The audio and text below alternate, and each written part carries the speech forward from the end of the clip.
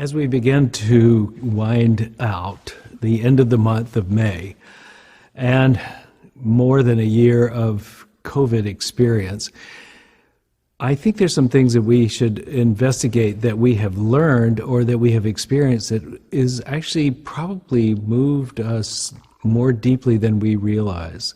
And perhaps by naming them, we can make them more permanent and even exaggerate the benefits we've gotten. There have been some losses, of course, with the COVID experience. However, that being said, there are some things I think we have gained.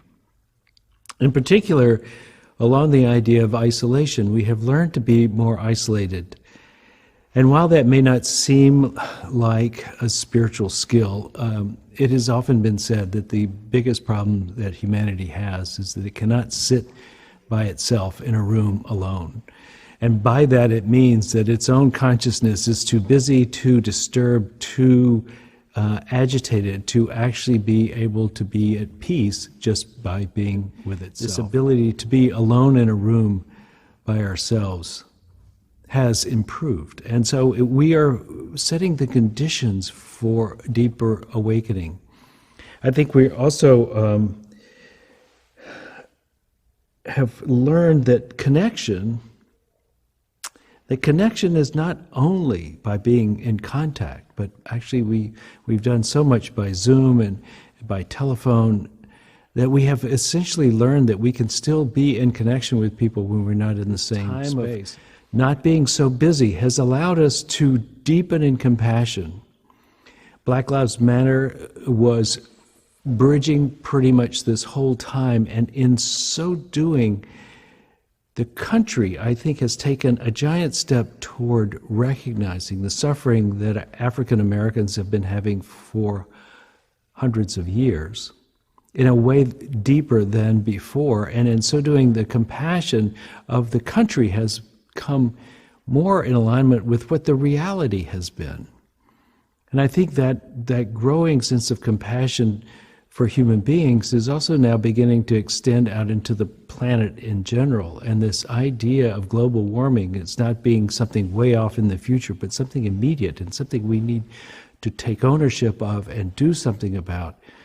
These two important shifts in the collective consciousness, I think, are setting the conditions for a much more universal way of seeing the world, not just about me. I want to recognize that all of life is not about accomplishments. It's not all about glories and winning. Sometimes it's really about acceptance and coming to peace with that which has been painful and finding a way of bringing others into our fold rather than excluding them.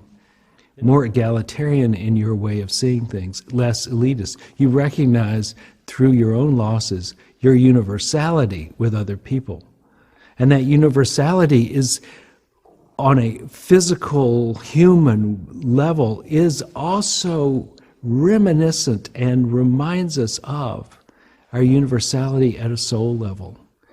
I think this is perhaps one of the great gifts of the COVID experience, is that we have begun to recognize the universality of our experience. The whole world has been going through the COVID experience. The whole world has been suffering. We were realizing that we are in the world with others as well.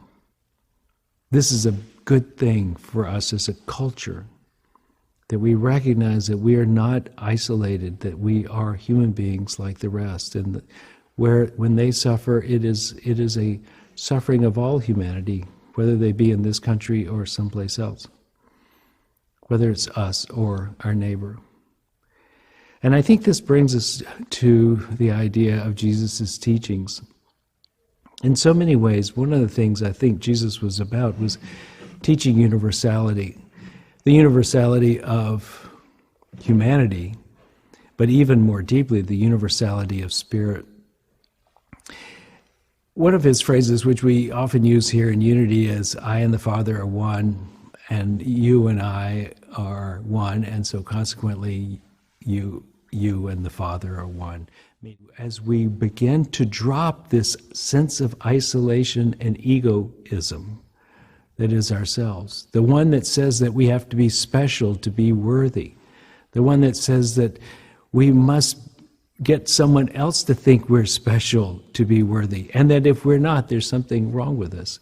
As we drop that, and I think as we sit in the silence of our own rooms during a period of isolation, we begin to drop, somehow, I think it happens for many of us, we begin to drop this story that we have been telling.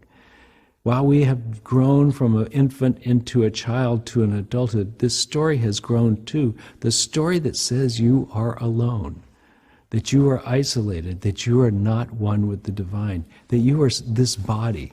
That story begins to fade when we sit with it quietly. It doesn't seem to hold true.